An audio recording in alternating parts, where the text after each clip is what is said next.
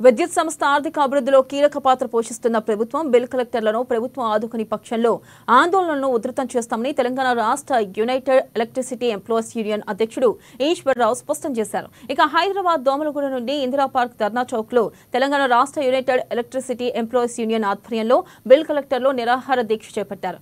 సంస్థలో దాదాపు 15 సంవత్సరాలుగా పనిచేస్తున్న బిల్ కలెక్టర్లను తొలగిస్తే చూస్తూ ఊరుకునేది లేదని ఫైర్ అయ్యారు.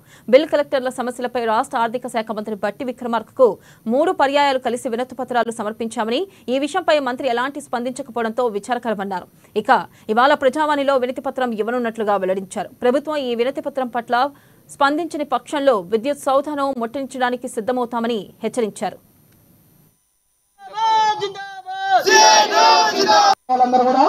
విద్యుత్ బిల్ కట్ల ఉపాధి కోల్పోయిన సందర్భంగా Telangana state United electricity employees CIT ఆధ్వర్యంలో ఇలా నిరాహార దీక్ష చేపట్టడం జరిగింది. ఇలా కొత్తగా వచ్చిన కాంగ్రెస్ ప్రభుత్వం ఏదైతే స్కీములు తీసుకొచ్చిందో 4 స్కీములు, అందులో ఒకటి గృహజ్యోతి స్కీము. ఈ గృహజ్యోతి స్కీము వలన ఏదైతే బిల్ కలెక్టర్లు అంటే వీళ్ళు ఫిక్స్డ్ శాలరీ ఉండదు. బిల్ కలెక్టర్ గత 25-30 సంవత్సరాల నుంచి వీళ్ళు పీస్ రేట్ విధానంలో పనిచేస్తున్నారు. బిల్లు కలెక్ట్ అయితే ఇంత ఉంటుంది. రూరల్ సైడ్ ₹2.75, పట్టణ ప్రాంతాల్లో కలెక్ట్ చేస్తే ₹2 వస్తాయి. కానీ ఇవాళ గృహజ్యోతి స్కీములు అమలైన తర్వాత 200 యూనిట్ల వరకు జీరో బిల్ వచ్చిన తర్వాత గ్రామీణ ప్రాంతాల్లో కనీసం 90% బిల్లులు కలెక్ట్ కావట్లేదు. అందరికి జీరో బిల్లు వస్తుంది. అంటే వీళ్ళు కలెక్షన్ పోయినా గానీ ఎక్కడ కలెక్షన్ కావట్లేదు. ఇదివరకు 300 మంది కట్టే ఒక కౌంటర్ లో దాదాపు 20 మంది కడుతున్నారు. అంటే ఇదివరకు 300 మంది కడితే వాళ్ళకి ₹800 ఆ రోజు గిట్టుబాటు అయ్యి కనీసం ఇవాళ ₹20-30 కూడా రావట్లేదు. అంటే పూర్తిగా మార్చి నుంచి ఏదైతే స్కీమ్ అమలైన తర్వాత ఆగస్టు వరకు ఈ రోజు వరకు కూడా 2000 నుంచి 3000 మించి ఎవరు కూడా వేతనం రావట్లేదు. దాంట్లోనే రూరల్ కలెక్షన్ పై వాళ్ళు TADL పెట్టుకోవాల్సి వస్తుంది. అందుకనే ఉపాధి పూర్తిగా కోల్పోయారు. ఖచ్చితంగా ప్రభుత్వం ఒక స్కీమ్ పెట్టుకుంది. ఆ స్కీమ్ మంచి స్కీమ్ అమలు అవుతుంది. పేదలకు పెట్టవని స్కీములకు మీ వ్యతిరేకం కాదు. కానీ